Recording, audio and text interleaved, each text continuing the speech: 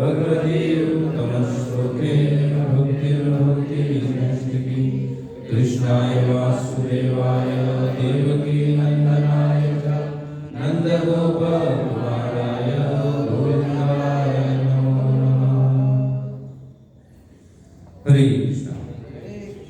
आज के प्रातःकालीन श्रीमद् भागवत कक्षा में आप सभी लोगों का श्री राधा मदन जी के प्रांगण में हृदयपूर्वक हार्दिक स्वागत करता हूँ। हम पाठ कर रहे श्रीमद् भागवतम के अष्टम स्कंद के 12 अध्याय का 18 नंबर का 19 नंबर का श्लोक है। तो कृपया मेरे पीछे दोहराइए।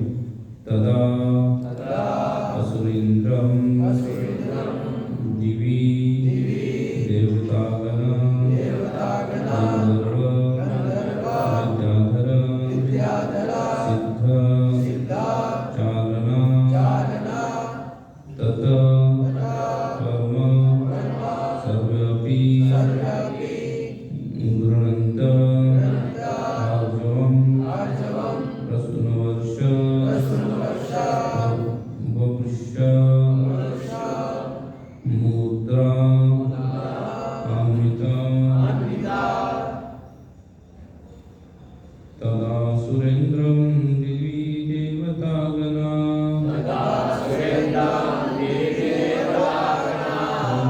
गन्धर्वविद्याधर सिद्धचारणा तत्कर्म सर्वेऽपि गुणान्त आर्वज प्रसूनवर्षे वृषमृतान्विता तदा सुरेन्द्रं दिवि देवतागणा गन्धर्वविद्याधर सिद्धचारणा तत्कर्म सर्वेषु गृह्णन्त आर्जव प्रसूनवर्ष वृषमुदान्विता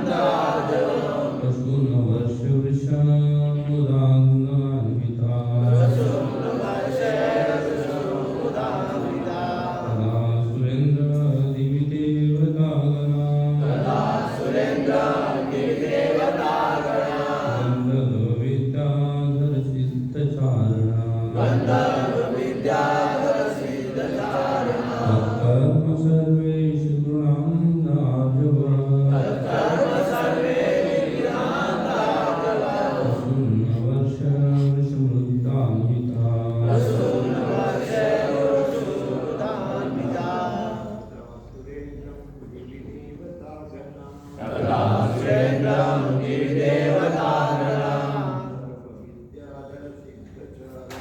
गन्धर्वविद्याधर सिद्धचारणा तत्कर्म सर्वेषु गृह्णन्त आर्जव प्रसूनवर्ष वृषमृतान्विता तदा सुरेन्द्रं दिवि देवतागणा गंधर्व विद्याधर सिद्धचारणा तत्कर्म सर्वे विघ्नन्त आर्जवा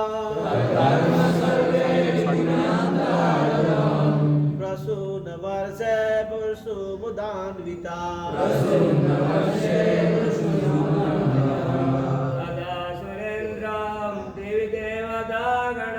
तदा सुरेन्द्रं दिवि देवतागणा गन्धर्व विद्याधर सिद्धचारणा कर्म सर्वे विघ्नन्त आर्जवा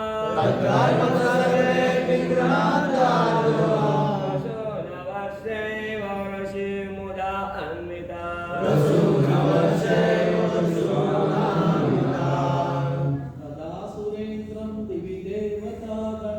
तदा सुरेन्द्रं दिवि देवतागणा गन्धर्वविद्याधर सिद्धचारणा कर्म सर्वेऽपि गृह्णन्त आर्जवम्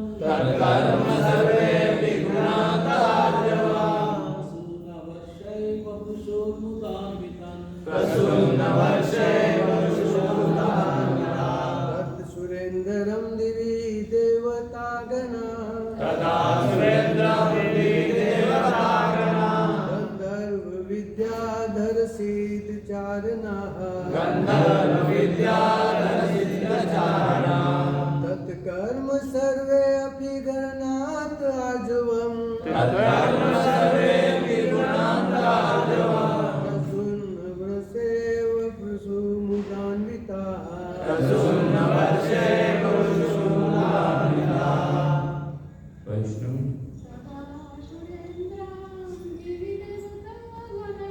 तथा सुरेन्द्रं दिदेवतागणा गन्धर्वविद्याधरसिद्धचारणा तत्कर्म सर्वे विगुणान्तार्जवम्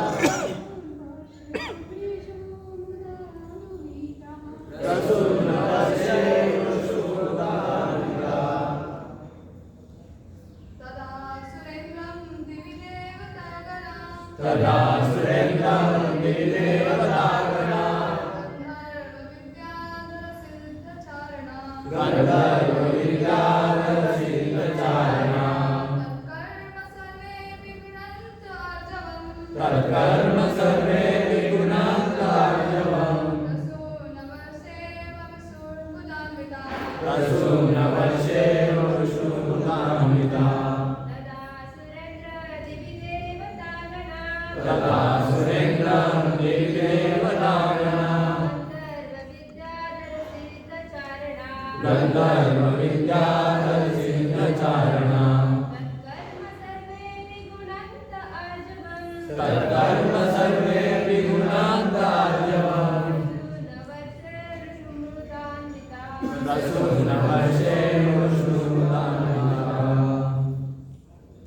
शब्दार्थ प्रगति विजय दोहराइए।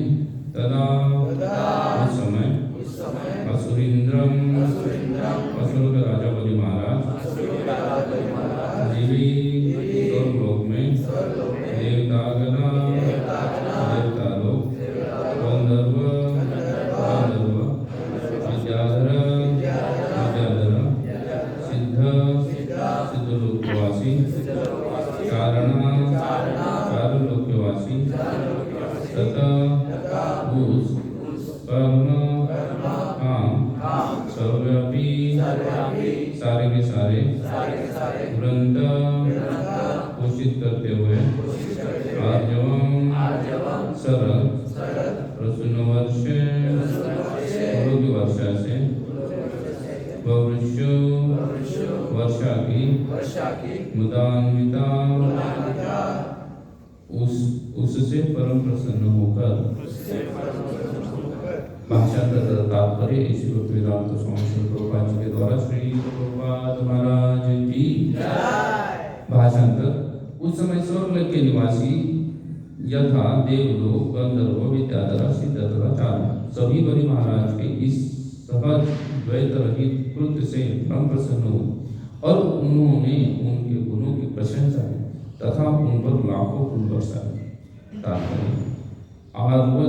आर्जवम अर्थात सहजता या द्वैत से रहित होना ब्राह्मण तथा वैष्णव को गुण वैष्णव को स्वतः ब्राह्मण के सारे गुण प्राप्त हो जाते हैं। यशास्ति भक्तिर्भवत्यकिंचना सर्वे गुणस्तत्र समाधिसुरा। वैष्णव में ब्राह्मण के सारे गुण तथा सत्य शम दम अतिथि तथा आर्जव होने चाहिए। वैष्णव के आचरण में दोगलापन नहीं हो सकता। जब बलि महाराज के अचल श्रद्धा तथा भक्ति के साथ भगवान विष्णु के चरण की सेवा की तो स्वर्गलोक के समस्त वासियों ने इस कार्य की परम प्रशंसा की। ओम ज्ञानतिमिरान्धस्य ज्ञानप्रदर्शनाय चक्षुरुन्मीलितं येन तस्मै श्रीगुरुवे नमः। श्रीचैतन्यमनोभीष्टं स्थापितं येन भूतले स्वयं रूप कदा मह्यं ददाति स्वपदान्तिकं।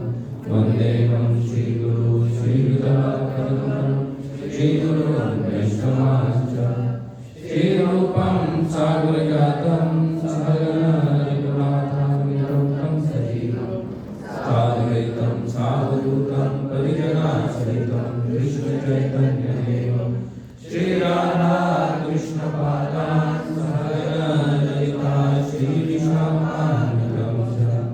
नमो विष्णुपादाय कृष्णपृष्ठाय भूतले श्रीमते भक्तिवेदान्त स्वामी इति नामिने। नमस्ते सरस्वती देवे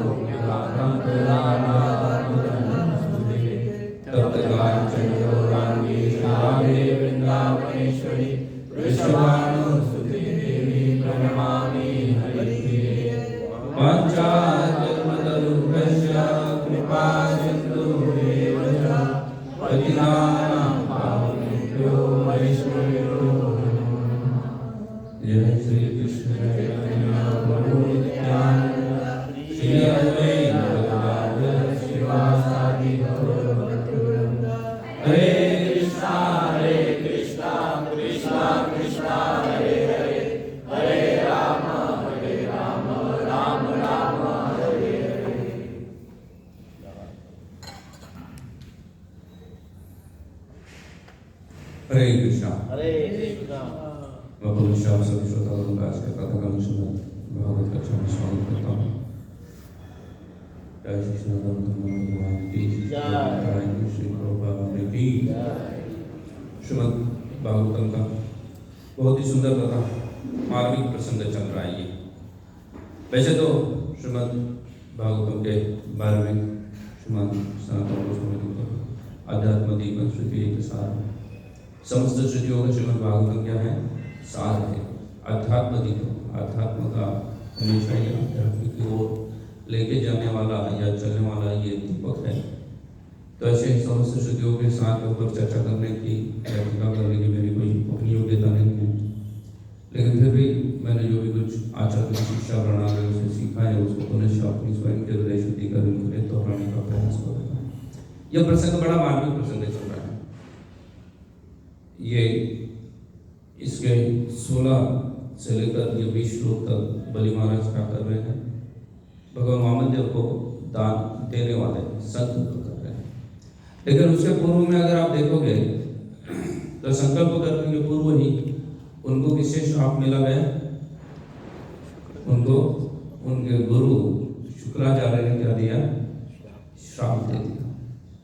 तो ये बड़ा ही विचित्र सा अनुभव होता है कि किसी को अगर कोई भगवान की शरणागति लेना चाहता है तो उसको श्राप मिल गया, भगवान ने बचाना चाहिए था। उन्होंने तो श्राप दिया कि तुम्हारा समस्त क्या हो जाएगा? नष्ट हो जाएगा। तो उन्होंने श्राप तो भगवान की शरणागत होने जाने वाले हैं, भगवान को दान देने वाले हैं, तो फिर अगर उसका सब कुछ नष्ट हो जाएगा तो भगवान को दान क्या देगा और भगवान उनकी रक्षा क्या करेगा? जब भगवान बोलते हैं योग क्षेम वहाँ में मैं उसका योग और क्षेम दोनों में क्या कर सकता हूँ? रक्षा कर सकता हूँ, दोनों ओर से रक्षा करता हूँ। मैं उसकी भौतिकता की रक्षा करता हूँ और आध्यात्मिकता की रक्षा करता हूँ। तो फिर यहाँ पे उनको श्राप मिलने का क्या कारण है? क्यों श्राप मिल रहा है? या उनके वजह से कर्म है बलि महाराज के, जिस कर्म की वजह से उनको श्राप मिला है, श्राप क्यों दिया जा रहा है? तो ये समझना बड़ा दुविधाजनक परिस्थिति रहती है। प्राय भगवान के जो भक्त रहते हैं उनके जीवन में ऐसी कई सारी घटनाएं घटित होती हैं। जैसे महाराज चित्रकेतु को भी श्राप प्राप्त हुआ था। कल सीतामढ़ी जी बता रहे थे कि भक्त लोग क्या करते हैं, उसको पॉजिटिव भाव से स्वीकार करते हैं, सहजता से स्वीकार कर लेते हैं। लेकिन चित्र महाराज को भी श्राप क्यों दिया गया? यहाँ बलि महाराज को भी श्राप मिल रहा है, उनको भी श्राप दिया गया है। तो फिर भगवान को शरणागत होते वक्त भी संसार की जितनी सारी चीजें वो क्या नहीं कर रही है, व्यक्ति को छोड़ नहीं रही है। किसी ना किसी दुख से क्या हो रहा है? वो ग्रस्त हो रहा है, किसी ना किसी दुख से ग्रस्त हो रहा है। तो ये सब चीजें उसके साथ क्यों घटित हो रही है? अगर आप देखोगे तो कुछ भक्त बोल सकते हैं कि मैं इनको श्राप देने के पीछे क्या हो सकता है, क्या कारण हो सकता है? उनके अपने प्रारब्ध हो, वो प्रारब्ध की वजह से उनको श्राप मिल गया, या उनके कर्म हो क्या आ रहे हैं, वो रिटर्न आ रहे हैं। अब अगर कर्म रिटर्न आ जाएंगे, बलि महाराज के भी कुछ कर्म थे वो रिटर्न आ गए, चित्रकेतु महाराज के कर्म थे रिटर्न आ गए। बहुत बार तो लोग ऐसा ही बोलते हैं कि बलि महाराज जी ने वैष्णव अपराध कर दिया इसलिए उनका क्या हो गया? पतन हो गया। सॉरी, चित्रकेतु महाराज ने क्या कर दिया? अपराध कर दिया, इसलिए उनको श्राप प्राप्त हुआ और उनका क्या हो गया? पतन हो गया। वो क्या थे? वो एक योनि में थे, देवताओं की योनि में थे, वहां से कहाँ जाना पड़ा उनको असुर योनि को धारण करना पड़ा। हालांकि माधुर्य कादंबरी नामक ग्रंथ में विश्वनाथ चक्रवर्ती ठाकुर इस बात का खंडन करते हैं। वो बोलते हैं कि उनका कोई पतन तो हुआ नहीं था, क्योंकि हम प्राय पतन को कैसे काउंट करते हैं? भौतिक परिस्थिति में बदलाव आता है तो हम किसको काउंट करते हैं? पतन को काउंट करते हैं। कोई ब्रह्मचारी गृहस्थ बन गया, हम सोचते हैं उसका पतन हो गया। कोई गृहस्थ अमीर था, वो क्या हो गया? वो धनी से निर्धन हो गया, तो हम सोचते हैं उसका क्या हो गया? पतन हो गया है। तो अब ये देवता से असुर बन गए तो भी चित्रकेतु तुम्हारा देवता से असुर बन गए तो भी हम क्या सोचते हैं? उनका पतन हो गया। विष्णु जी हम बोलते हैं उसका पतन नहीं हो गया। हम तो किसी भी परिस्थिति में हर चीज को या तो पतन बोलते हैं, फॉल डाउन एक कंसेप्ट सीख गए हैं। इस बार में आने के बाद कई सारे कंसेप्ट है ना, वो ऐसे ही किसी के सिखाए बिना वो क्या हो जाती है? वो इंजेक्ट हो जाती है ऑटोमेटिकली हमारी चेतना में, और हर जगह पे हम फिर वो पैरामीटर्स को अप्लाई करने लगते हैं कि फॉल डाउन हो गया, किसका पतन हो गया वगैरह। विष्णु चतुर्थ ठाकुर के अनुसार बोले चित्रगुप्त महाराज को कोई पतन नहीं हुआ, क्योंकि बोले पतन होने का मतलब होता है कि वो असुर योनि में जाने के बाद क्या होना चाहिए था, वो सब चीजें भूलने चाहिए थे। जैसे आप गजेंद्र के बारे में देखो या ग्राह के बारे में देखो, ग्राह भी तो देवताओं की योनि में था, उसके बाद वो मगरमच्छ बना है, गजेंद्र का ऐसा बना, तो वो लोग आध्यात्म को भूल गए। लेकिन चित्रगुप्त महाराज में आध्यात्म को भूले थे क्या? कुछ नहीं भूले थे, बल्कि असुर के योनि में होने के बावजूद भी उन्होंने किसको ज्ञान प्रदान कर दिया? देवराज इंद्र को उन्होंने ज्ञान दे दिया, उसको ही लेक्चर दे दिया। अब देखो वृद्धासुर का वध का अगर वृत्तांत देखोगे तो वो किसको लेक्चर दे रहे हैं? उन्होंने इंद्र को शिक्षा प्रदान कर दी। मतलब इंद्र को शिक्षा प्रदान कर दी मतलब ऐसा हुआ कि उनकी चेतना ऐसे फिर से आ गई, किसी गुरु के पास गए, वो गुरु ने उनको ज्ञान दिया, फिर उनकी चेतना क्या होगी? प्रज्वलित होगी और फिर वो उसका प्रचार कर रहे नहीं। असुर के शरीर में होने के बावजूद भी उनकी क्या थी? उनकी चेतना वैसे की वैसे ही थी, कोई बदलाव नहीं आया था चेतना में। इसलिए विष्णु चतुर्थ ठाकुर बोल रहे हैं कि उनका क्या हुआ था? किसी भी प्रकार का कोई पतन नहीं हुआ था, क्योंकि अगर किसी की चेतना में परिवर्तन जब तक नहीं आता है तब तक उसको क्या नहीं कहा जा सकता है? उसको फॉल डाउन या पतन नहीं कहा जा सकता है। और बाकी जो भौतिक दृष्टि से जो भी कुछ बदलाव आ रहा है वो तो संसार का नियम है। परिवर्तन क्या है? भौतिक संसार का नियम है। भौतिक संसार में हर चीज क्या होती रहती है? परिवर्तित हो रहती है, बदलती होती है। तो परिवर्तन संसार का नियम है। इसलिए पोजीशन में क्या हो सकता है? हमेशा परिवर्तन हो सकता है, लेकिन किसमें परिवर्तन नहीं होना चाहिए? चेतना में परिवर्तन नहीं होना चाहिए। लेकिन फिर भी हम देखते हैं कि यहाँ पे खास करके बलि महाराज को श्राप मिलने का क्या कारण है? उनको कुछ श्राप दिया गया, उसके पीछे कुछ वजह हो सकती है। उनको श्राप दे दिया शुक्राचार्य के द्वारा, और शुक्राचार्य ने उनको क्या कर दिया है? श्राप देते ही उनको बोल दिया कि तुम्हारा क्या हो जाएगा? हर चीज नष्ट हो जाएगी, हर चीज नष्ट हो जाएगी। फिर वो दुखमय परिस्थिति में चले गए और उसके बाद उन्होंने भगवान की शरणागति वगैरह ग्रहण कर दी। तो ऐसे कई सारे प्रश्न उपस्थित होते हैं कि भक्तों के जीवन में आखिरी में ऐसी परिस्थितियां भगवान क्यों उत्पन्न करते हैं।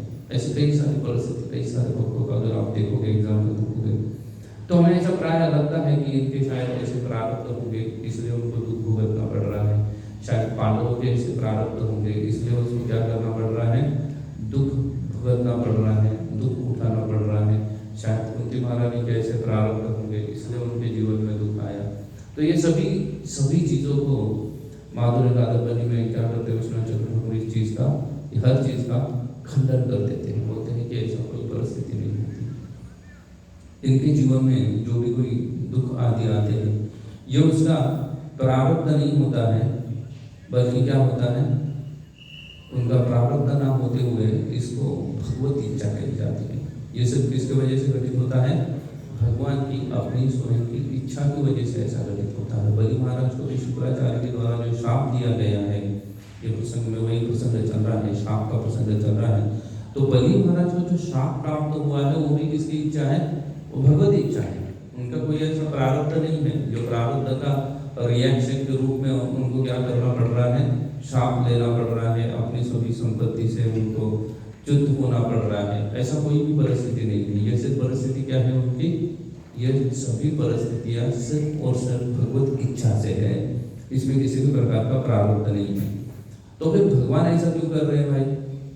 भगवान भी ये सब चीजें क्यों कर रहे हैं उनके साथ? अब इसे यहाँ पे तो आप देखेंगे बलि महाराज को श्राप दिया गया है, लेकिन आप महाभारत में चले जाएंगे जहाँ पे भगवान ने अर्जुन को भगवद गीता सुनाई। ऐसा भगवद गीता सुनाने के बाद अर्जुन को युद्ध करने की आवश्यकता नहीं पड़ी है, नहीं, उसके बाद भी उसको युद्ध करना है। अच्छा, उसके बाद अर्जुन के साथ हर चीज पूरी अलबेली हुई उनके जीवन में? कोई चीज अलबेली नहीं हुई। युद्ध सुनने उन्होंने भगवद गीता सुनाने के बाद भगवान ने उनके सभी पुत्रों को उसी युद्ध में मार दिया। 17-18 दिन का युद्ध है। भगवद गीता सुनाने के बाद क्या कर दिया? उसी युद्ध में अर्जुन के सभी पुत्र क्या हो गए? मारे गए। सिर्फ अर्जुन के नहीं, पांडवों के सभी पुत्र मारे गए, किसी का कोई पुत्र नहीं बचा। अच्छा, जो बचे थे और घर में सो रहे थे उनको भी किसके हाथों भगवान ने मरवा दिया?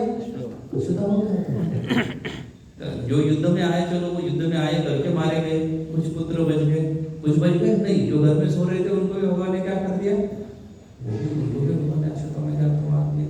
तो फिर अर्जुन के जीवन में कोई अलबेला चल रहा है भगवद गीता सुनने के बाद? कुछ अलबेला नहीं चल रहा है।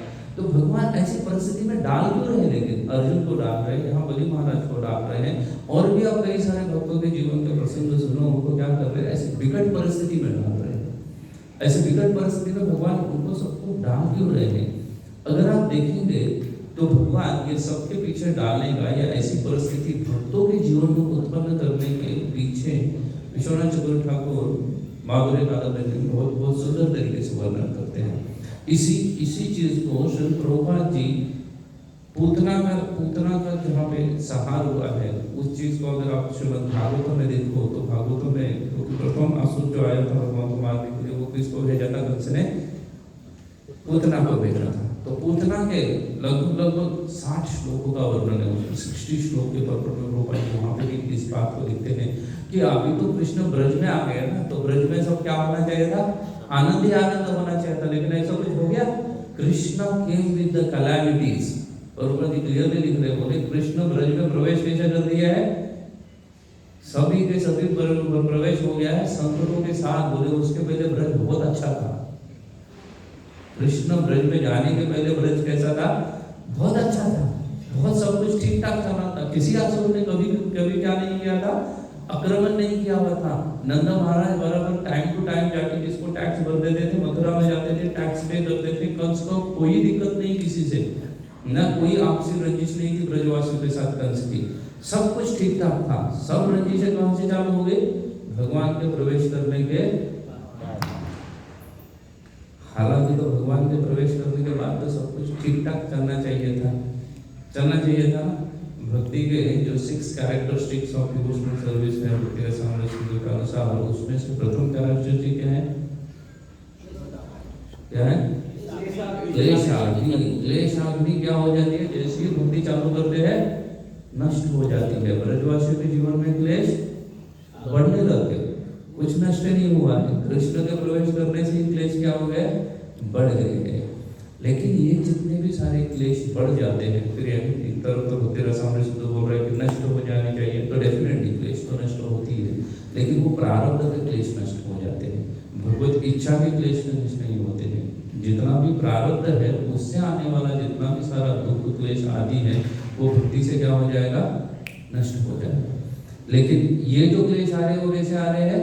भगवत इच्छा से आ रहे हैं। भगवान स्वयं प्रवेश किया, भगवत इच्छा से क्लेश आ रहे हैं। तो भगवत इच्छा से क्लेश आ रहे हैं। अभी किसके जीवन में भगवान ने प्रवेश किया? बलि महाराज के जीवन में भगवान ने प्रवेश किया। तो उनके जीवन में प्रवेश करने के बाद भी क्या चालू हो गया? उनके जीवन में क्लेश चालू हो गए।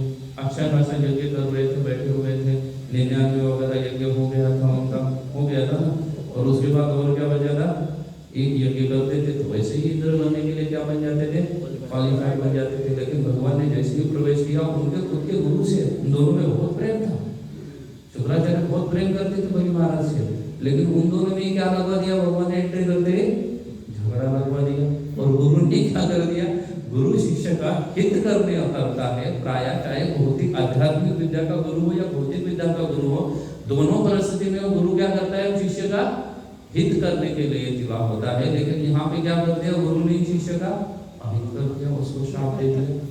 भगवान इस सभी सिनारियों को अगर आप देखेंगे तो जो गोस्वामी इसके बारे में कहते हैं कि भगवान किसी के भी जीवन में जितना भी क्लेश लेके आते हैं या भक्त के जीवन में क्लेश लेके आते हैं, वो सिर्फ और सिर्फ उसकी दीनता और भक्ति की उत्कंठा को बढ़ाने के लिए लेके आते हैं। अगर भक्त के जीवन में सब कुछ ठीक ठाक चलता रहेगा तो भगवान की शरणागति की जो उत्कंठा है वो उसकी क्या हो जाएगी? उतनी नहीं बढ़ेगी। वो क्या रहेगी? हमेशा थोड़ी सी नीचे रहेगी। और उसके साथ साथ उसको जितना दीन होने की आवश्यकता है, भगवान की शरणागति के लिए सबसे बड़ी चीज क्या होनी चाहिए? भक्ति कैसे होना चाहिए? भक्त दीन होना चाहिए, असहाय अवस्था में होना चाहिए। तो फिर वो क्या करेगा? उतनी तेजी से शरणागति ग्रहण करेगा, उतनी दृढ़ता से शरणागति ग्रहण करेगा। और ये दोनों को बढ़ाने के लिए, दीनता और भक्ति की उत्कंठा को बढ़ाने के लिए भगवान क्या करते हैं? भगवान भगवत इच्छा से, भगवान की स्वयं की इच्छा से जिसको प्रवेश करवाते हैं भक्त के जीवन में, क्लेशों को प्रवेश करवाते हैं, है ना, समस्याओं को प्रवेश करवाते हैं। और इसलिए आप देखेंगे कि यहाँ पे भी भगवान ने क्या कर दिया? उनके जीवन में उनकी दीनता और उत्कटता को बढ़ाने के लिए क्या कर दिया है? समस्त समस्याओं को क्या कर दिया है, बलि महाराज के जीवन में प्रवेश करवा दिया है भगवान ने। इसलिए हम प्रायः इस भौतिक संसार में देखते हैं, भौतिक संसार जिस तरीके से हम सोचते हैं वैसा नहीं है। भौतिक संसार में जब हम रह रहे हैं तो हम हर किसी को क्या देखना चाहिए, प्रैक्टिकली देखना चाहिए कि इस संसार में कैसे रह रहा है। प्रायः हम भगवान की शरणागति ग्रहण करते हैं, लेकिन उतने दृढ़ता से शरणागति ग्रहण नहीं कर पाते हैं। और जैसी दृढ़ता से शरणागति ग्रहण ना करने की वजह से अगर हमारे जीवन में भी कुछ क्लेश आते हैं तो फिर हम किसको दोष देना चालू करते हैं, भगवान को दोष देना चालू करते हैं। बहुत सारे लोग आपको बोल के भी दिखाएं, बोले क्या ये 16 माला कर रहे हो, हरे कृष्ण कुछ हुआ फायदा, कुछ फायदा नहीं हुआ है ना। कल भी क्या कर रहे थे, लोगों के धक्के खा रहे थे, आज भी लोगों को किसमें जाना पड़ रहा है, लोगों में ही जाना पड़ रहा है। कुछ जीवन में परिवर्तन हुआ है, कुछ जीवन में भौतिकता दृष्टिकोण से कोई परिवर्तन नहीं हुआ है।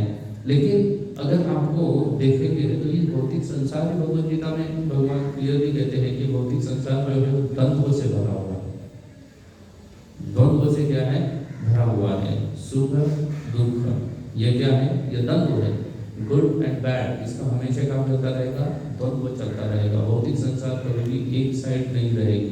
अगर सुख है तो उसके साथ क्या रहने वाले हैं, दुख भी रहने वाले हैं। अगर गुड थिंग्स है तो उसके साथ क्या होने वाला है, बैड भी होने वाला है।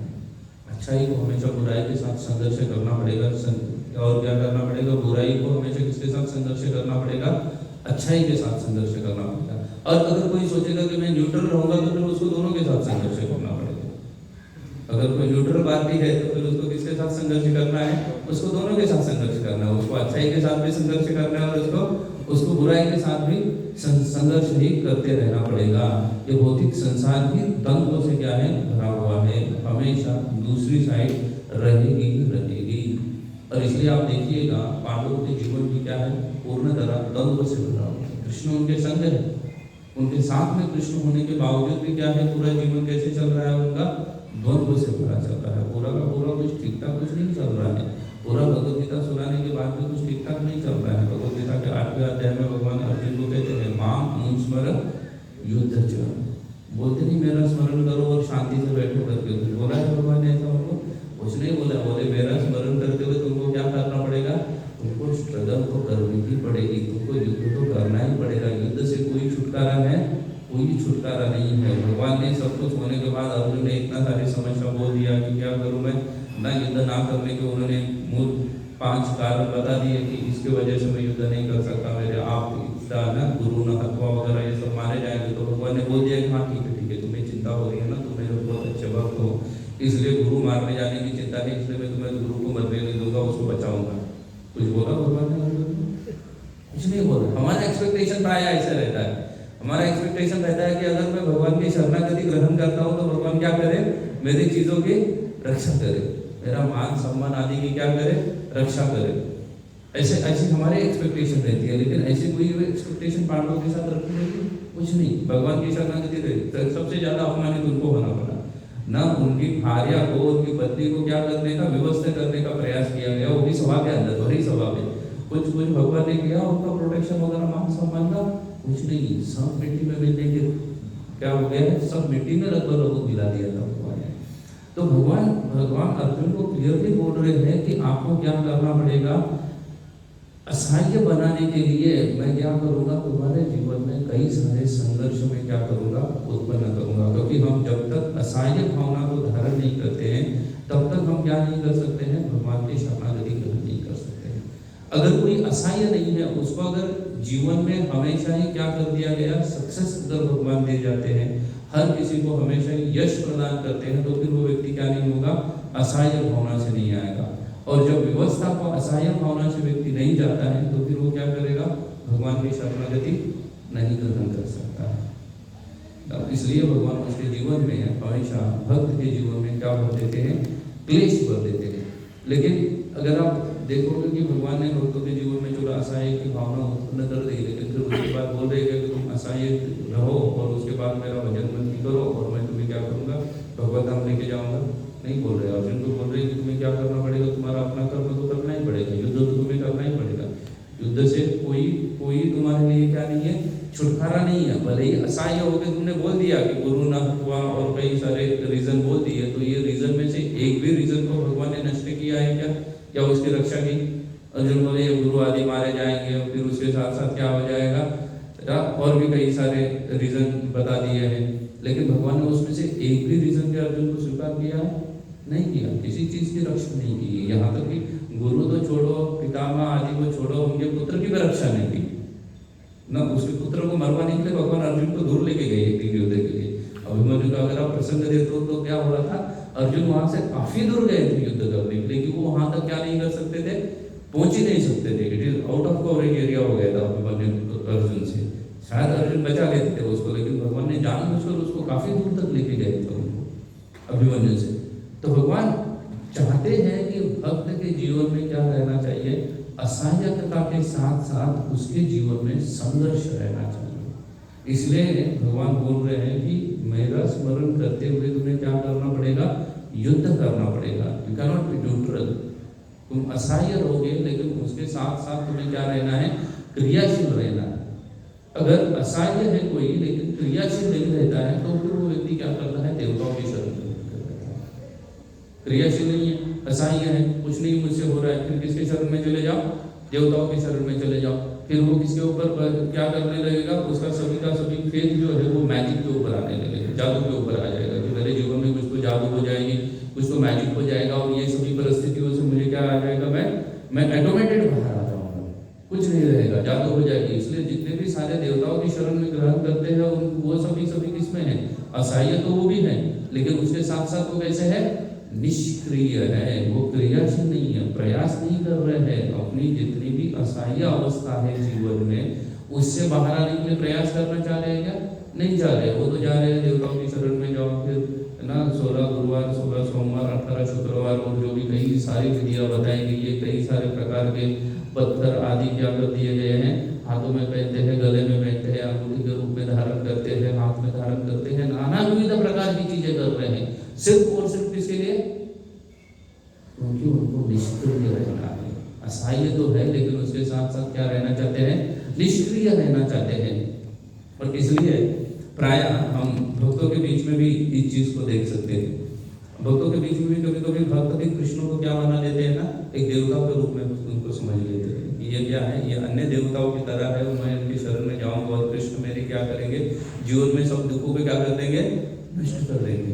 अरे अर्जुन के जीवन के दुख नहीं भगवान ने नष्ट किए, जो उनके क्या थे 24/7 किसके संग में रहते थे, भगवान के संग में रहते थे 24/7। अच्छा ब्रजवासी वो भी 24/7 भगवान के संग में है, लेकिन कुछ भी भगवान ने नष्ट करवाया, कुछ नहीं, निष्क्रिय नहीं वो, बल्कि भगवान के शरणागति आए। जब इंद्र ने बारिश बरसाना चालू कर दिया, तभी भगवान ने उनको निष्क्रिय रहने के लिए नहीं बोला, वो बोले जाओ किसकी शरण ग्रहण करो, गोवर्धन की शरण में चले जाओ। बोले उसको भोग लगाया, उसका यज्ञ किया, उसकी परिक्रमा की, फिर वो बचाएगा तुम्हें ना, उसकी शरण में चले जाओ। कहाँ पे भी भगवान ने निष्क्रिय रहने के लिए नहीं कहा है। और वो निष्क्रिय अगर भक्त रहता है तो फिर वो किसके पास जाएगा, देवताओं के पास जाएगा। इसलिए प्राय भक्त बहुत ही ना सहजता से बोल देते हैं, मुझे प्लीज प्रे फॉर मी, इन दुखों से गुजर रहा हूँ, मुझे मेरे लिए क्या करो, प्रे करो करके मेरे लिए प्रार्थना करो। लेकिन ये सभी चीजें किसकी दर्शाती है, निष्क्रियता को दर्शाती है। भगवान नहीं चाहते कि व्यक्ति निष्क्रिय रहे करके, और इसलिए अर्जुन को बोला है कि मेरा स्मरण तो करना है, लेकिन तुम्हें क्या करना है, उसके साथ साथ युद्ध करना है। निष्क्रियता आदि अगर आप देखोगे तो ज्ञान योग आदि में चला जाता है, क्योंकि ज्ञान योग का फर्स्ट क्वालिफिकेशन भी है संन्यास होना चाहिए। मन को वश में किया हुआ ही ज्ञान योग को पालन कर सकता है, प्रथम ही संन्यास धारण करना चाहिए और उसके बाद वो ज्ञानी बन सकता है। वो निष्क्रिय एक जगह पे बैठे रहो, भगवान के ऊपर क्या करो, ध्यान आदि करो, लेकिन कलयुग के लिए इसमें से कोई भी ज्ञानी होने वाला है, उपयोग में नहीं आ सकता है। इसलिए भगवान ने अर्जुन को इसमें से कुछ नहीं बताया, बोले तुम भक्ति करो, और भक्ति में क्या है, क्रियाशीलता बहुत ही आवश्यक है। नहीं तो क्रियाशीलता नहीं रहेंगे तो आजकल कई सारे रिलीजियस ऐसे भी है, वो धर्म बोल देते हैं कि हमारे सभी पापों को किसने ग्रहण कर लिया, जीसस की पहले ही हमारे सब पापों को क्या कर लिया है, ग्रहण कर लिया है, जीसस हमारे सब पाप नष्ट करेगा। अरे तुम्हारे पाप नष्ट करने का अधिकार सिर्फ तुम्हें, कोई तुम्हारे पाप नष्ट नहीं कर सकता है। अगर किसी को अपने पापों को नष्ट करना है तो वो नष्ट करने का अधिकार किसको है, सिर्फ और सिर्फ उस व्यक्ति को है। फ्रॉम बॉटम से टॉप से देखो, भगवान नष्ट करेंगे वो अलग बात है, लेकिन भगवान पापों को नष्ट करने के लिए भी इसको किसकी शरणागति ग्रहण करनी पड़ेगी? भगवान की शरणागति होना पड़ेगा, गुरु को शरणागत होना पड़ेगा, गुरु के मार्गदर्शन के अनुसार उनके दिए हुए रास्ते के ऊपर चलना पड़ेगा, तब जाके क्या नष्ट हो जाएंगे? उसके पाप नष्ट हो जाएंगे। सिर्फ कोई ऐसे ही पाप नष्ट कर रहा है कि वो निष्क्रिय रहेंगे? नहीं, उसके लिए भी उसको क्या करना पड़ेगा? क्रियाशीलता बनाए रखनी पड़ेगी। और ये क्रियाशीलता या ये असहाय भाव व्यक्ति में क्या हो जाए? प्रकट हो जाए, उसके हृदय में भगवत प्राप्ति की उत्कंठा प्रकट हो जाए। इसलिए भगवान क्या करते हैं? भगवान स्वयं की इच्छा से भक्त के जीवन में कई सारी ऐसी परिस्थितियां उत्पन्न करते हैं, जिन परिस्थितियों से स्ट्रगल करके, उन परिस्थितियों के साथ युद्ध करके वो क्या कर सकता है? भगवान की शरणागति ग्रहण कर सकता है। अर्जुन को भगवान ने आश्वासन दिया कि तुम क्या हो जाओगे? इस युद्ध में विजयी हो जाओगे। भगवान ने तो विश्व रूप भी दिखा दिया कि भाई क्या है, सबको मैं ही मार रहा हूँ करके। लेकिन उसके बावजूद भी अर्जुन के जीवन में असहायता की भावना निर्माण करने के लिए समय समय पे पांडवों के किसी न किसी पुत्र का भगवान ने क्या करवा दिया? युद्ध में वध करवा दिया है, किसी न किसी का युद्ध वध करवा दिया है। और उसके साथ साथ अर्जुन की असहायता को क्या कर दिया है? बढ़ा दिया है। अगर भगवान ऐसा नहीं करते हैं, अगर भक्त के जीवन में दीनता या उसकी उत्कंठा, दीनता असहायता सभी एक ही जैसे चलता है, अगर वो निर्माण नहीं करते हैं, तो फिर जीवात्मा का कर्ता ममिति मन्नते, जो कर्तापन है कि क्या है, मैं ही सब कुछ करता है, इस भाव को क्या नहीं किया जा सकता है? नष्ट नहीं किया जा सकता है। इस भाव को नष्ट नहीं किया जा सकता है, क्योंकि सब कुछ ठीक ठाक रहेगा, फिर उसको क्या लगेगा? ये सब कुछ कौन कर रहा है?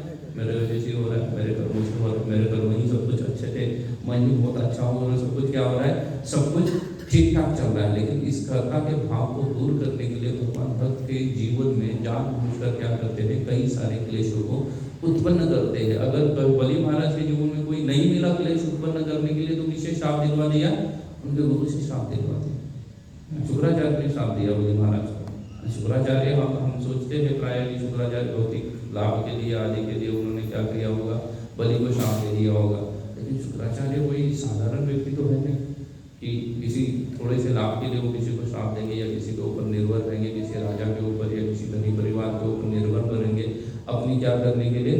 अपनी अच्छा आदि अपना जीवन यापन करने के लिए। ऐसा तो नहीं है। शुक्राचार्य को तो बहुत, शुक्राचार्य का अगर आप अन्य पुराने से देखो तो शुक्राचार्य असुरों का गुरु बनने का क्या करते हैं? स्वयं होके ये दायित्व उनको भगवान के द्वारा प्रदान किया गया कि भाई आप लोग करो करके, नहीं तो उनको इस मार्गदर्शन करने वाला कोई नहीं रहेगा। शुक्राचार्य को बताया गया, तब जाके वो रेडी हो गए कि तो ठीक है, मैं क्या करूँगा? असुरों को क्या करता हूँ? नॉलेज प्रदान करता हूँ, मैं लेता हूँ उनका दायित्व का, उनको किसमें? पाथ पे, ट्रैक पे मेंटेन रखने के लिए, वर्णाश्रम धर्म का उनको क्या करने के लिए? वैसे ही रखने के लिए, वर्णाश्रम धर्म में रह के अपनी आत्मोन्नति के लिए प्रयास करने के लिए मैं उनको क्या करूँगा?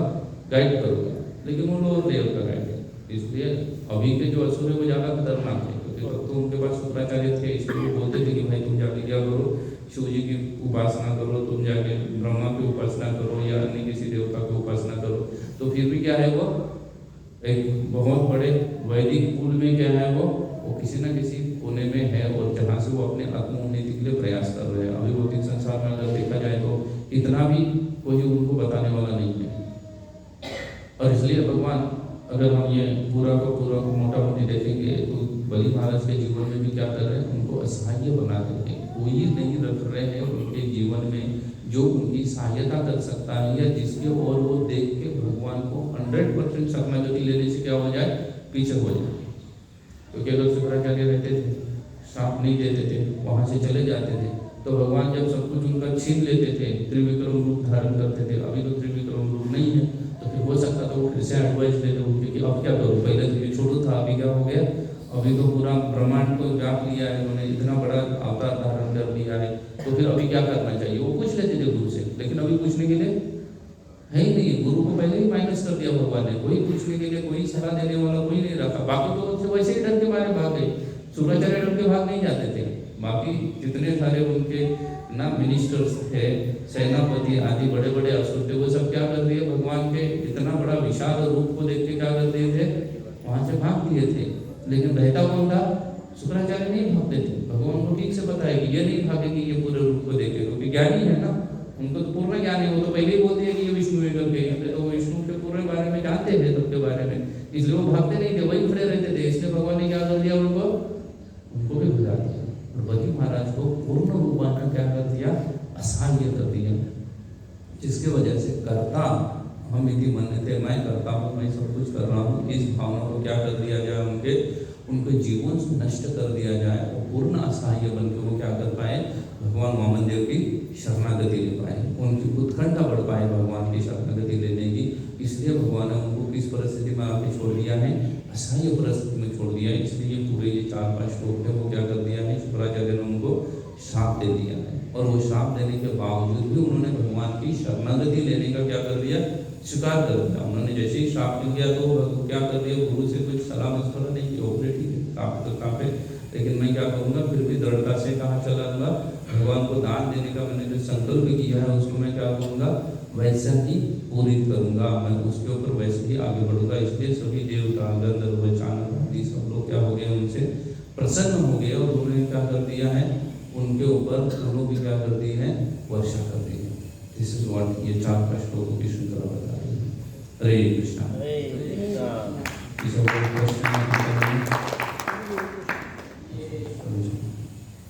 एक पॉइंट इसमें अच्छा था कि अगर चेतना का गिरावट नहीं होता है तो शारीरिक रूप से अगर कोई क्रिया होता है तो उसको फॉल डाउन नहीं कह सकते हैं। तो जैसे अभी हम लोग इस्कॉन में 4 नियम पर बहुत स्ट्रेस देते हैं लोगों पे। अभी चारों नियम जो है ग्रॉस लेवल पे भी है, सकल लेवल पे भी है। कई बार हम देखते हैं कि भक्त लोग अपने पूर्वजन्म के कंडीशनिंग की वजह से भक्ति में आने के बाद, दीक्षा लेने के बाद भी नियमों में ऊपर नीचे हो जाता है। तो कई बार समाज जो है उनको, इवन भक्त समाज भी उनको एक ऐसे हीन भाव से देखता है कि अब तुम्हारा पतन हो गया है, अब तुम भक्ति के लायक ही नहीं हो, या ऐसा। तो इसको कैसे समझा जाए कि यही पतन है नहीं है? क्या भगवान भी जब गीता में कहते हैं कि अपनी शुद्राचारो भजते मानुषा, तो फिर ऐसा समाज में हमें कैसे देखना चाहिए इसको? देखो, जो पतन है वो पतन के कई सारे स्तर होते हैं। किसी का चेतना के रूप में पतन हो सकता है, किसी का सामाजिक स्तर के रूप में पतन हो सकता है। ब्रह्मचार्य, गृहस्थ, वानप्रस्थ, संन्यास और ब्राह्मण, क्षत्रिय, वैश्य और शूद्र, ये क्या है, ये वर्ण व्यवस्था है, इसको वर्णाश्रम धर्म कहा गया है। तो अगर कोई किसी वर्ण के नियम को या किसी आश्रम के नियम को तोड़ता है या उसका पालन करने में असमर्थ होता है तो उसका उस स्थान से डेफिनेटली उसका पतन हो गया है। जिस वर्ण व्यवस्था में जो उसको स्थान दिया गया था उस स्थान से उसका क्या हो गया है, उसका पतन हो गया है। लेकिन पूर्ण रूपेण भक्तिमय या आध्यात्मिक दृष्टि से अगर उसका देखा जाए तो उसका पतन नहीं हुआ है, क्योंकि वर्णाश्रम धर्म एक अलग है और भक्ति ये पंचम पुरुषार्थ है। ये क्या है, ये उसके ऊपर है। कृष्ण भावना भवित होना या भक्त होना ये वर्णाश्रम धर्म के ऊपर है। तो एक भक्ति के दृष्टि से अगर देखेंगे तो कोई अपने वर्णीय स्थान को क्या नहीं कर पाए, मेंटेन नहीं कर पा रहा है, तो भक्ति के दृष्टि से उसकी चेतना जब तक स्टेबल है तब तक उसका पतन नहीं माना जाता है। लेकिन डेफिनेटली वो जो वर्णाश्रम में जिस स्थान को ग्रहण कर रहा था उस स्थान से तो उसका क्या हो गया है, उसका पतन हो गया है। अभी प्रायः समाज उतना उन्नत नहीं होता है, वो तो किसको देखेंगे, वर्णाश्रम में जिसका जो स्थान है उसी स्थान को लोग देखते हैं, उसी स्थान को पूजते हैं, उसी स्थान के अनुसार उसको क्या करते हैं, मान सम्मान आदि करते हैं। तो डेफिनेटली उस स्थान से उसका क्या हो गया है, पतन हो गया है और इसलिए समाज उसको उस तरीके से व्यवहार करेगा। लेकिन भक्ति के स्तर पर भगवान की दृष्टि से उसके जीवन में कोई परिवर्तन हुआ है तो कोई परिवर्तन नहीं हुआ है, उसको पतन नहीं भगवान प्रदान करते हैं। यहाँ तक कि अगर अभिचेतु सुदुराचारों के ऊपर अगर देखा जाए तो वहाँ पे सुदुराचार होगा गया, दुराचार नहीं। भगवान ने जो शब्द प्रयोग किया है वो क्या किया है, सुदुराचार शब्द प्रयोग किया है। तो दुराचार और सुदुराचार में बहुत बड़ा डिफरेंस होता है। दुराचारी होना 4 नियम का तोड़ देता है या अन्य भी कई सारी चीज़ें अर्जुन ने बताई गई। आताताई जब प्रवेश करते हैं तो प्रभा जी बहुत सुंदर तरीके से 6 प्रकार के आताताई का वर्णन करते हैं। तो ये सभी के सभी को दुराचारी कहा जाएगा। जो सुदाचारी इसके परे होता है। सुदाचारी के तो कई सारे डेफिनेशन हम सुनेंगे तो हम बोलेंगे कि इतना तो मैं सोच नहीं सकता हूँ, इतना दुराचार करना तो दूर की बात है, लेकिन इतना दुराचार क्या नहीं कर सकता हूँ मैं सोच नहीं सकता हूँ। सुदुराचार के वर्णन में जब उसका वर्णन करते हैं बलदेव विद्याभूषण कभी कभी बहुत कृपालु भाव से देते हैं, तो उस भाव को प्रभुपाद सब्जी वाला कट कर देते, बोलती है ज़्यादा कृपा होगी, कलयुग के लोग इतने क्या है, इतनी कृपा उनको बताना ठीक नहीं है, नहीं तो क्या करेंगे उसका दुरुपयोग करेंगे, इसलिए उसको प्रभुपा जी लिखते नहीं है। हालांकि प्रभुपा जी पूरा भगवद गीता बलदेव विद्या भूषण को समर्पित करते हैं, लेकिन बलदेव विद्या भूषण को आप पढ़ो या विश्वनाथ चक्र ठाकुर को पढ़ो, विश्वनाथ चक्र ठाकुर वैसे ही कृपा को अच्छा नहीं है, ज़्यादा कुछ सोचते नहीं है, वो तो डायरेक्टली बोलते हैं जब तक चेतना का पतन नहीं है तब तक कोई पतन नहीं है। वो तो बोलते हैं कि जब तक आप मायावाद को स्वीकार नहीं करते हो तब तक आपका पतन नहीं हुआ है, you are still there is a hope to regain it, bounce back, कोई ना कोई होप है। तो जब सुदूराचार का वर्णन करते हैं तो वो बोलते हैं कि किसी ने विष्णु मंदिर को ही तोड़ दिया, विष्णु की मूर्ति को नष्ट कर दिया। ऐसे भी लोग हुए हैं, हमने इतिहास को पढ़ा है, या अभी भी ऐसे लोग हैं जो ऐसा क्या कर रहे हैं, ऐसा कार्य कर रहे हैं। तो ये सुदूराचार हो गया, उसका फिर से भक्ति में स्थित करने का, भगवत नाम जाने के द्वार उसने क्या कर दिए, स्वयं बंद कर दिए। उसने विष्णु मूर्ति को तोड़ा, किसी वैष्णव का हत्या कर दिया, मंदिर को क्या कर दिया, उसने तोड़ दिया। अभी हम इतना सोच नहीं सकते, किसी वैष्णव के साथ फाइट हो सकती है और क्या हो सकता है, उसके साथ थोड़ा सा फाइट हो गए, मन मुठावादी हो सकता है, लेकिन किसी वैष्णव की हत्या वगैरह करने तो बहुत दूर की बात है। लेकिन इसको सुदूराचार कहा गया है। फिर वो सुदूराचार में कहते हैं कि कोई अवैध संग करना एक स्तर पे कहा गया है, लेकिन कोई गुरु पत्नी के साथ अवैध संग करे तो ये सुदूराचारी है। वो क्या कर रहा है, अपने अपने प्रगति के द्वार स्वयं बंद कर रहा है। तो ऐसी वो लिस्ट देते सुदूराचारी और बोलते हैं ऐसा सुदूराचारी अपीछे तो सुदूराचारी, ऐसा भी व्यक्ति अगर भजन में अनन्य भाव, अगर अनन्य भाव से भगवान को सेवा करता है तो भी उसको क्या कहो, साधु रेव समन्वय करो, उसको साधु मानना चाहिए, सुदूराचारी को बोलते। इसलिए भगवान वहाँ पे कृपा की सभी सीमाओं को पार कर दे रहे हैं जब सुदूराचारी शब्द का उपयोग कर रहे थे। इतना ही कृपालु है भगवान कि वो एक श्लोक में अगर आप देखेंगे तो सभी सीमाओं को भगवान ने बांट दिए, क्योंकि सुदूराचारी, हम तो दुराचार से डर रहे हैं, लेकिन भगवान के यहाँ सुदूराचारी बोले ऐसा व्यक्ति भी अगर भजन में अनन्य भाव से मुझे शरण आता है या मेरा भजन करता है तो भी उसको क्या कहो, बोले साधु रे, उसको साधु मानना चाहिए। लेकिन फिर प्रश्न आता है कि सामाजिक परिस्थिति में उसको कैसा कहना चाहिए। तो सामाजिक परिस्थिति में जो उन्नत भक्त है वो उसको साधु मानेंगे, लेकिन उसको जाके खुद को मोटिवेट ये नहीं करना चाहिए कि मैं अभी साधु बन गया हूँ, पहले मैं दुराचारी था ना, लेकिन अभी मैं फिर से छोटा वाला चालू कर दिया, सब कर दिया तो मैं साधु बन गया हूँ। इसके लिए हमें फिर किसका उदाहरण लेना पड़ेगा, इसके लिए हमें फिर से किसको देखना पड़ेगा, तो गोसाई को देखो।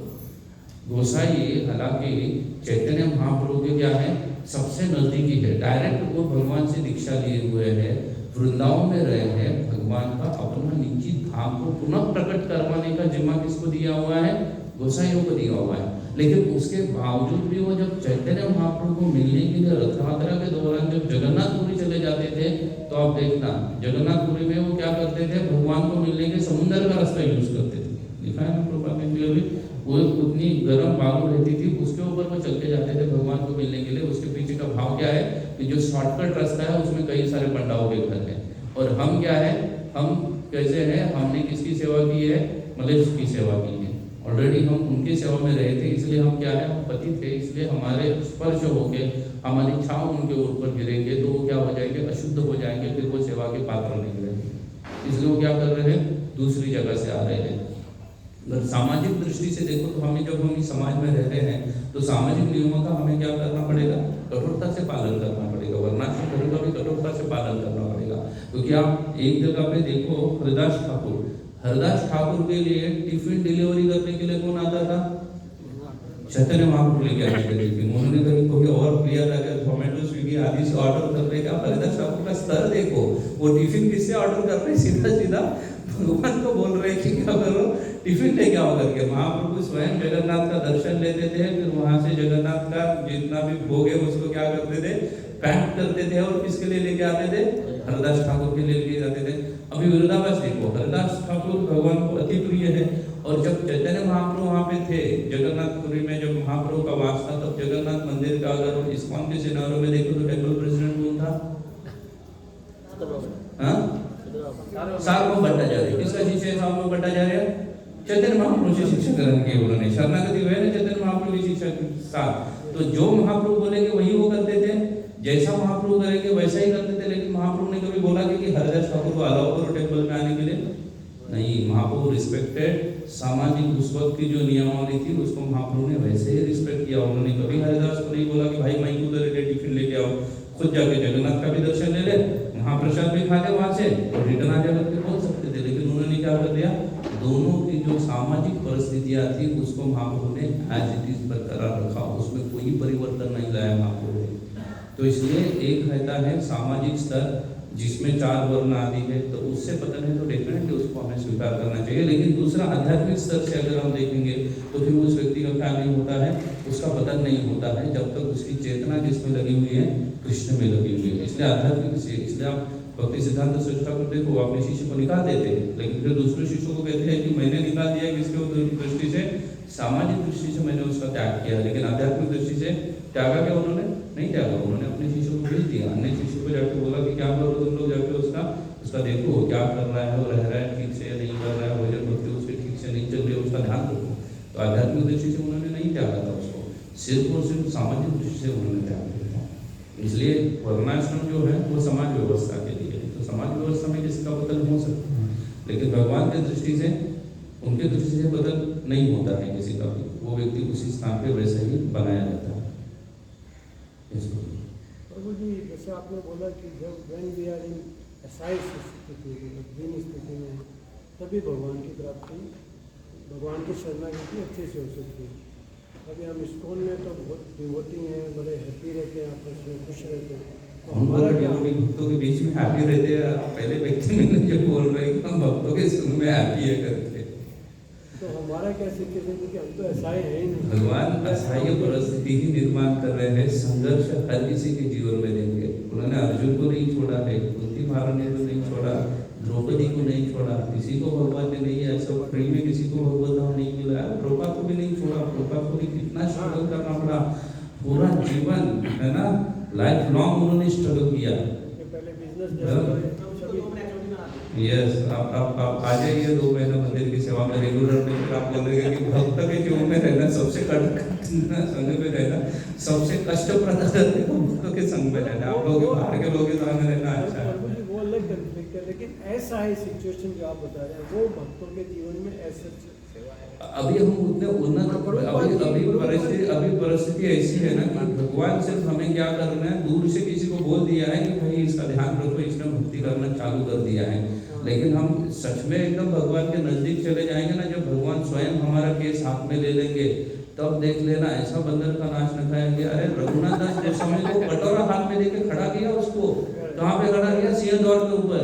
राजा का पुत्र है जिसके पिता 1 लाख सुवर्ण मुद्रा हर महीने उसको मेंटेनेंस भेजते थे। 1 लाख सुवर्ण मुद्रा, आजकल 1 सुवर्ण मुद्रा नहीं मिलती है किसी के घरों में। अगर जाके आप देखोगे भाई 2 किलो सोना खरीद के रखा है, नहीं मिल रहा है। उसके पिताजी भेजते थे, उसके हाथ में क्या कर दिया, भिक्षा पात्र दे दिया और कहाँ खड़ा कर दिया, सिंह द्वार के ऊपर। आप सोचो उनका उस परिस्थिति में, अगर आप सोचो थोड़ा सा कि वो राजा के पुत्र है, कई सारे लोग उनको जानते होंगे। हम तो क्या, हमें 10-15 लोग जानते हैं, उसके आगे में कोई नहीं जानता है। कोई जानता है? नहीं जानता। पूरे सोसाइटी के भी सभी लोग नहीं जानते होंगे आपको, एक ही बिल्डिंग में रहने होंगे, है ना, फ्लोर के रहते हैं, उतने ही आजू बाजू वाले जानते हैं। उनको हर कोई जान रहा है, लेकिन उसको क्या कर दिया, भिक्षा मांगने के लिए, और कहीं दूसरे जगह खड़ा किया क्या, जगन्नाथपुर में। आप सोचो उस वक्त जगन्नाथपुर में जगन्नाथ का दर्शन करने के लिए उड़ीसा छोड़ के फिर ज्यादा जो लोग आते थे वो कहाँ से आते थे, बंगाल से आते। मतलब जिसके ऊपर इन्होंने राज किया वो लेके आके देख रहे, अरे तो भीख मांग रहे हैं, भाई यहाँ पे खड़ा कर दिया। कितना कितना ह्यूमिलेटिंग सिचुएशन होगा उनके लिए। हमने वहाँ भी खड़ा करके देखा, उनकी शरणागति को टेस्ट किया। प्रभुपाद की शरणागति को प्रभुपाद को सब कुछ दे दिया, और एक दिन तो फैक्ट्री चला जाती भगवान ने सीधा, और शरणागति चेक कर दिया उनका। उसके बाद क्या कर दिया प्रभुपाद जी, और अब देखो प्रभुपाद लीलाम, प्रभुपाद बोलते हैं मेरे 3 पुत्र होने के बाद भी कलकत्ता में मुझे बाय बाय करने के लिए कोई नहीं था। प्रभुपाद ना एक्सप्लेन कर रहे, कोई बाय बाय करने की नहीं है, खुद ही बोट में बैठ के करना पड़ा। उसके बाद 2-3 बार तो 2 बार तो हार्ट अटैक आ गया उनको। वहां तक भी नहीं छोड़ा कि भाई ठीक है अभी जा रहा है मेरा काम करने के लिए, छोड़ दिया है, नहीं छोड़ दिया। 100% Krishna is called as a jealous lover. भगवान जो है ना, इट्स अ जेलस लवर। वो प्रेम तो करते हैं, लेकिन कैसा प्रेम है उनका, जेलस प्रेम है, वो जेलस लवर है। आपको कहीं से नहीं छोड़ेंगे उनकी शरणागति।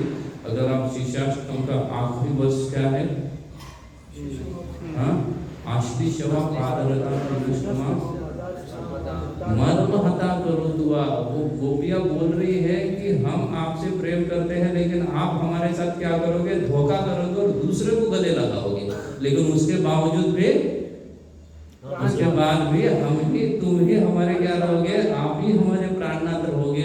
उस स्तर पे जब तक हम नहीं आते हैं तब तक कृष्ण प्रेम प्राप्त होना इतना आसान नहीं है। भगवान ये सभी तरीके से टेस्ट करेंगे। किताब आप पाठ किया हो, नाम किसी और का हो, किसी और का हो जाएगा, हमको फिर भी साइन करना पड़ेगा। मतलब इसका मतलब हमको भी कई जन्म लेने पड़ेंगे उस सिचुएशन को पाने। वो तो पता नहीं कि कब भगवान किसका कब शुद्धिकरण करेंगे। हालांकि भगवान किसी का नहीं छोड़ते हैं। मैं अभी तो इस्कॉन के कई सारे भक्तों का जानता हूँ जिनके जीवन का स्ट्रगल इस तरीके से आप देखिए कि कई सारे प्रभुपाद डिसाइपल थे जिनके पास बहुत सारा धन था, वहाँ वो धन से छीन के उनको इस्कॉन में भगवान लेके आए, फिर यहाँ पे बहुत बड़े पोजीशन पे लेके गए, अभी वो पोजीशन भी छीन लिया। उसके बाद में भगवान चाह रहे हैं कि तुम क्या हो, शरणागति ऐसे की ऐसी रखो। थोड़ा सा तुम्हारा जो श्रद्धा है मेरे ऊपर वो क्या नहीं होना चाहिए, थोड़ा भी इधर उधर नहीं होना चाहिए। उन भक्तों का टाइम आ गया, हमारा भी आएगा, छोड़ेगा नहीं हम, ऐसा आसानी से नहीं छाने वाले हैं। मदन मोदी सामने खड़े सोच समझ के हरे कृष्णा। जय श्री भागवत महापुराण की।